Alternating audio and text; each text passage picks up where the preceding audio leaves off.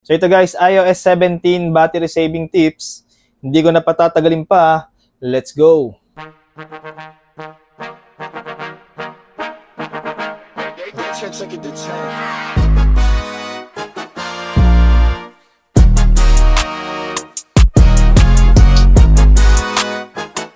Okay, so yun guys. So unang-unang iOS 17 battery saving tips natin na sasabihin ko sa inyo ay yung dark mode. So alam naman ng lahat na itong dark mode ay nakaka-save ng battery kapag ang device mo is OLED display. So guys, yung iPhone natin na mga OLED display ay yung iPhone 10, iPhone XS, XS Max, ayan, iPhone 11 Pro, 11 Pro Max, and then 12 pataas. Lahat yan OLED display na. Actually guys, matagal na itong dark mode na to, pero effective pa rin to ngayong iOS 17. So ngayon, kaya ganito yung wallpaper ko.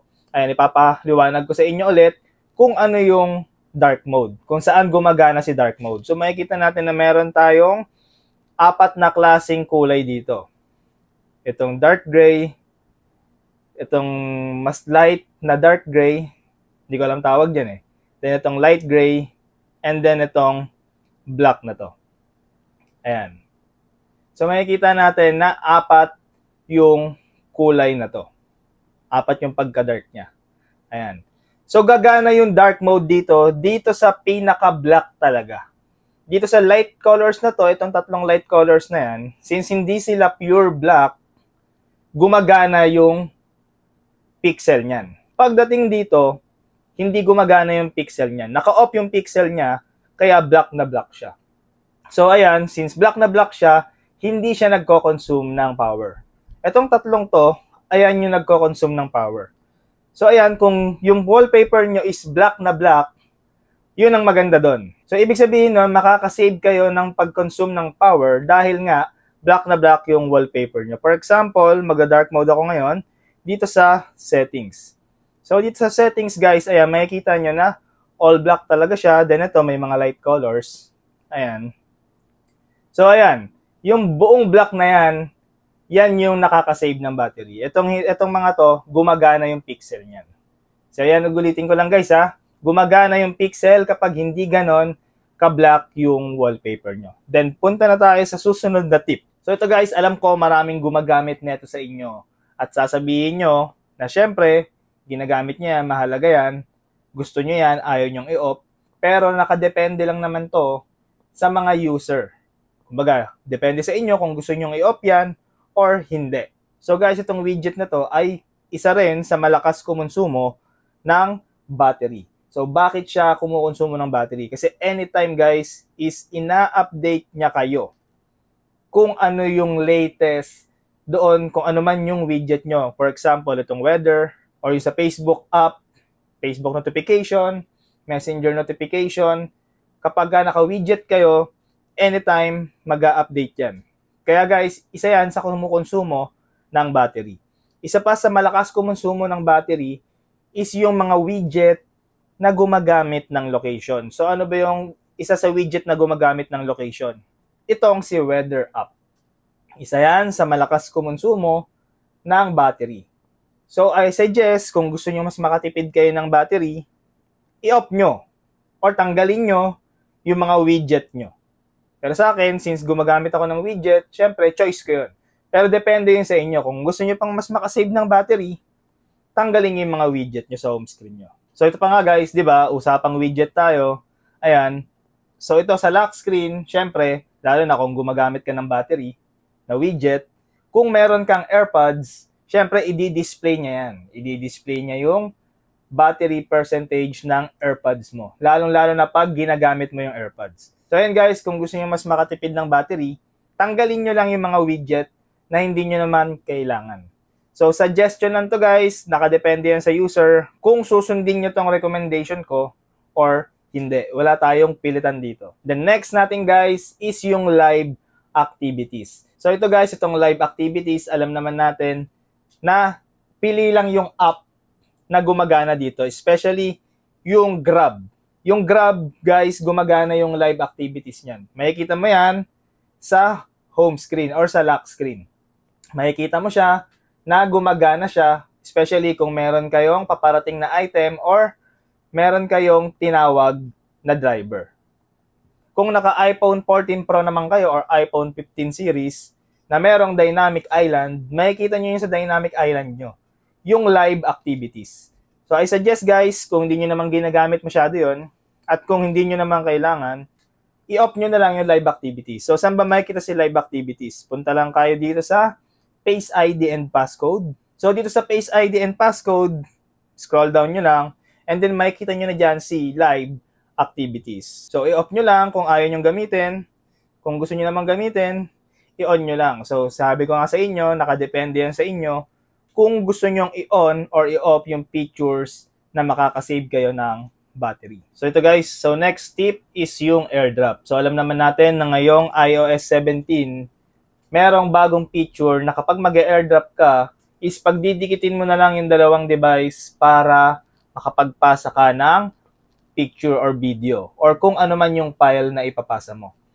So ito guys, so pwede nating i-off yung feature na yon dahil mas makakasave tayo ng battery kapag naka-off yung feature na yon. So punta na tayo sa General and then airdrop. Ayan, so itong bringing device together, pwede natin siyang i-off. Ayan, kung ayaw nyo lang yung feature na yan. Kasi guys, ito yan. Kapag naka-on yan, yung sensor ng phone mo, gumagana yan. Kasi nga, hinagahanap siya ng device na malapit sa'yo. So ito guys, kung gusto mong makasave ng konting battery consumption, i-off mo tong bringing device together. So ito guys, so isa pa sa makakasave ng battery dito sa iOS 17 is yung haptic. So itong haptic guys, ito yung kapag nagta-type kayo sa keyboard, meron kayong mararamdaman na vibration. So ito guys, so every time kasi na pumipindot tayo sa keyboard, mararamdaman natin yung vibration na yun, yung haptic.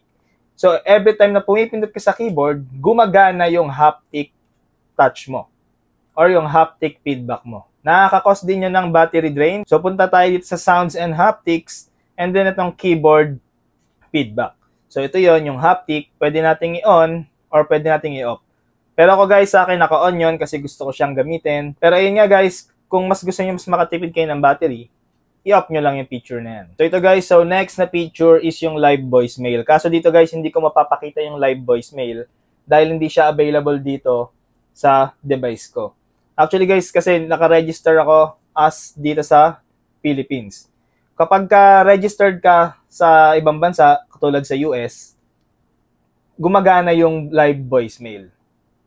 So ayan, pagpunta natin dito sa phone, ayan, so makikita nyo dito na wala yung live voicemail. So yun guys, so pwede nyo rin i-off yung live voicemail na yun para mas makatipid kayo sa battery. Kasi guys, kapag may tumawag sa inyo at hindi nyo nasagot, automatic yung mapupunta sa voicemail, tapos magpe-play siya sa lock screen mo. Makikita mo doon kung ano man yung laman ng voicemail na yun. Kaya guys, I suggest kung mas gusto nyo mas makatipid sa battery, i-off nyo yung feature na yan. So ito guys, so next natin is yung location and services. So saan ba natin makikita yon? So punta na tayo dito sa privacy and security and then location services. So dito guys, makikita nyo na meron tayong while using, never. So ito yung mga location or ito yung mga application na gumagamit ng location.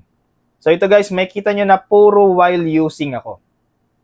Bibihira yung naka-always sa akin. Actually, wala nga naka-always sa akin. Kasi guys, kapag meron kang naka-always, for example, itong Messenger, lagi siyang naka-always.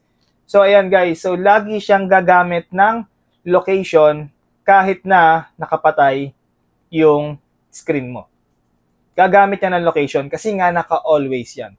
Pero kung naka-while using ka lang or naka-never, ayan, mas makakasave ka ng battery. So ito guys, ito pa yung system services. Ayan, pwede nating i-off yung iba dyan. Depende sa'yo kung ano yung ginagamit mo. Itong Apple Pay guys, I suggest i-off nyo na lang yung Apple Pay Merchant Identification dahil wala namang Apple Pay dito sa atin sa Pilipinas. So, makaka-drain lang to lalo ng battery sa atin, i-off nyo na lang yan. And then, i-off din natin itong iPhone Analytics, Routing and Traffic, and Improve Maps. Pwede na natin i-off yung mga yan kasi hindi naman natin palagi ginagamit yan. And then, itong Significant Locations, ayan, naka-off din sa akin to. Kasi itong significant locations guys, for example, mahilig ka mag-travel, ayan, picture ka ng picture, ayan, masasave dito yung mga pinupuntahan mo. Kunwari, itong picture na to, kung saan to kinuha, or kung saang lugar to nung nag-picture ka dyan, ayun yun, nasa-save dito. Kaya ayan, may records, and then may recent records. Ayan.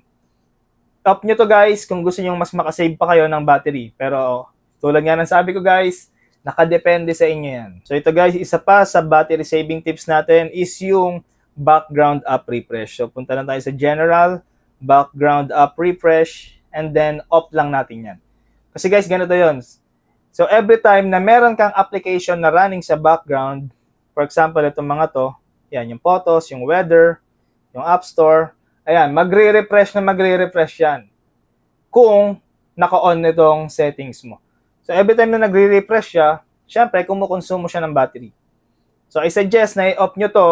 Actually, recommended din naman ni Apple na i-off itong background app refresh. So ito guys, so next na tip is yung auto brightness. So saan natin makikita yung auto brightness? Punta lang tayo sa accessibility and then display and text size and then itong auto brightness. So ang recommended talaga dito guys is i-on nyo palagi yung auto brightness na yan.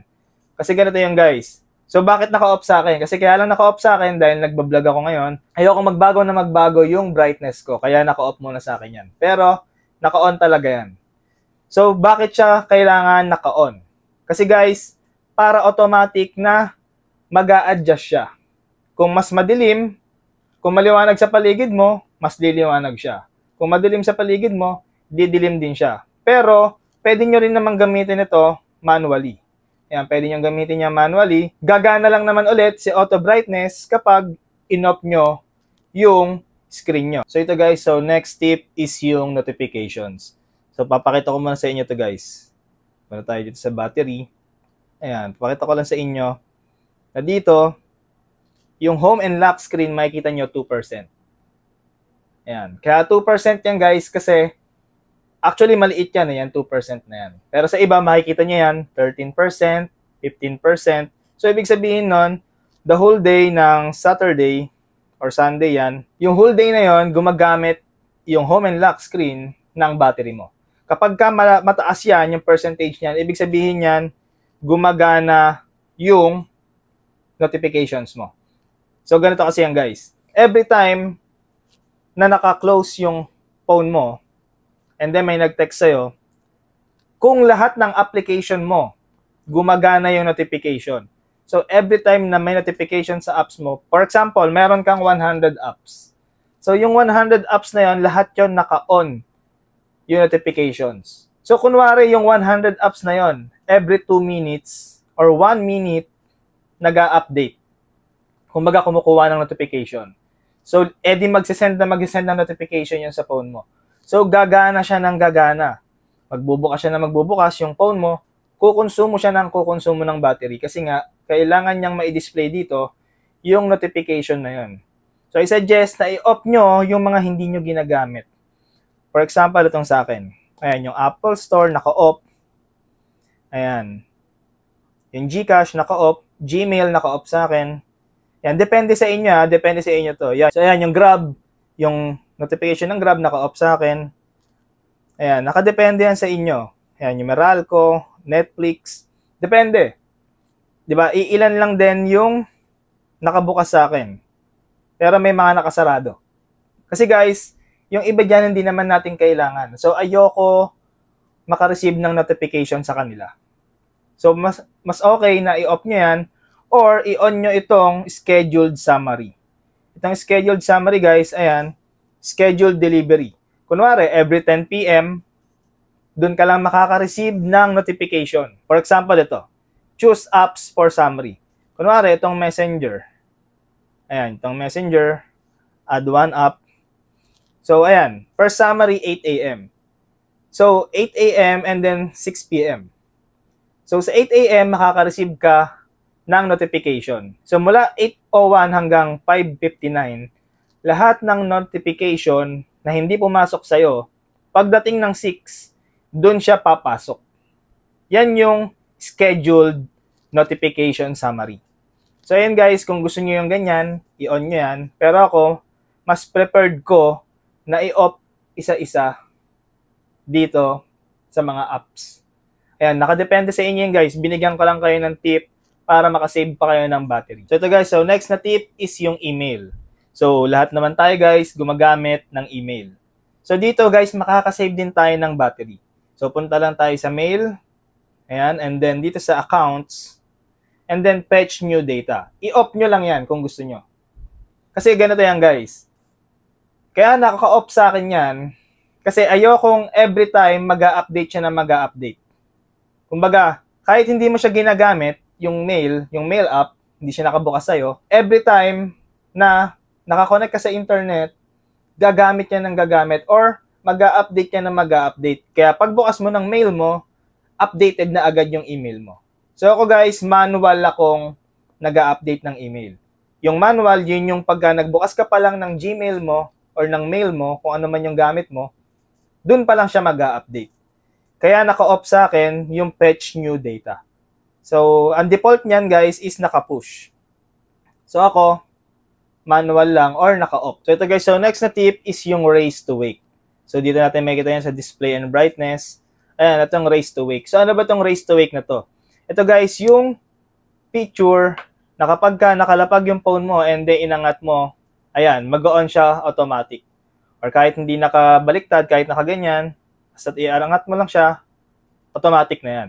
Patayin ko ulit, angat ko, ayan, mag-wake na yung screen niya. So ito guys, disable niya yan dahil pwede naman nating i-touch or i-tap yung screen para mag-on itong lock screen natin. Tap lang natin para mag-on. Ayan, pagka naka-off siya, kahit anong natin, angat natin, hindi na yan mag-on.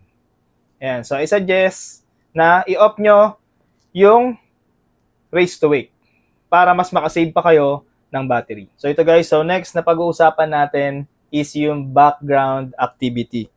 So dito guys, sa background activity, actually lahat or karamihan karamihan talaga ng iOS user is kino-close yung application na nasa background. So alam nyo ba guys na kaka-close nyo is mas nagko-consume siya ng power. So papaliwanag ko sa inyo. For example, ito. Meron tayong Shopee. So itong si Shopee, naka-load na siya dito. Ayan, naka-load na siya dito sa page na to. Ayan. So pag punta tayo sa My Shop, ayan, medyo mabagal lang. So ayan, naka-load na siya dito. Ayan. So gumamit na siya ng power para ma-display sa atin to. Kasi nag-load na siya. Gumamit na siya ng power. Kumbaga, nag-process na siya. Dahil pinindot natin yung My Shop, niload niya na to. So, gumamit na tayo ng power. So, pagka kinlose natin yan, and then pumunta tayo ulit sa Shopee, nandiyan ka ulit. Kasi nga, na-load niya na yan So, gumamit na siya ng power nung una. So, mas nakatipid ka na dun. Kasi ganito yan. Pag kinlose ka yan sa background activity, and then binuksan ko ulit si Shopee, ayan, nag-reload ulit yung application. So, gumamit na naman siya ng battery. So, kung pupunta ka ulit doon, ayan, maglo-load ulit siya ng maglo-load para makapunta ka doon. So, kumonsumo siya ng kumonsumo ng battery. So, kaya yan, I suggest guys na wag nyo na lang i-close yung mga apps na nandito sa background activity nyo. Ayan, tingnan nyo ako, hindi ako naka-close. Ang dami kong apps, pero hindi naka-close, di ba? Ayan. Kasi nga, para mas makatipid kayo ng battery. Mas makakasave kayo ng battery guys kung hahayaan nyo lang yung mga yan na nasa background activity nyo. So anyway guys, itong sa Shopee, ayan, so pinakita ko sa inyo IETV Tech Shop. Ayan, meron tayong available na original battery, original cable, original adapter ng iPhone. Ayan, so makikita nyo dyan, ayan, original iPhone battery for iPhone 4 hanggang iPhone 10. Ayan. And then ito, meron tayo pang 10S to 12 Pro Max. Ayan, meron tayong lightning cable, Type-C. Meron din tayong USB-C na power adapter. Ayan yung 20 watts natin. So, original yan guys. So, kung kailangan nyo, punta lang kayo sa IETV Tech Shop. Ayan, bisitahin nyo lang sa Shopee. Meron din yan sa TikTok and sa Lazada. So, ito guys. So, last tip natin dito sa iOS 17 natin is yung Wi-Fi or cellular data. So guys, kung nasa bahay naman kayo, I suggest na mag-Wi-Fi na lang kayo kung meron kayong internet connection sa bahay. Pero kung wala kayong internet connection sa bahay, syempre, data ang pipiliin nyo. Kasi guys, ganito yan, mas mabilis talagang kumonsumo ng battery si data kesa sa Wi-Fi. Kaya guys, I suggest mag-Wi-Fi kayo palagi. Every time, kung saan kayo pupunta, mag-Wi-Fi kayo kung merong Wi-Fi kung available. So anyway guys, kung hindi ka pa nakaka-subscribe, so subscribe ka na dito sa channel ko. And kung gusto nyong mas makakuha kayo ng mga iOS tips and tricks, join na kayo sa group natin na iOS Pilipinas. So search nyo lang yan sa Facebook, iOS Pilipinas.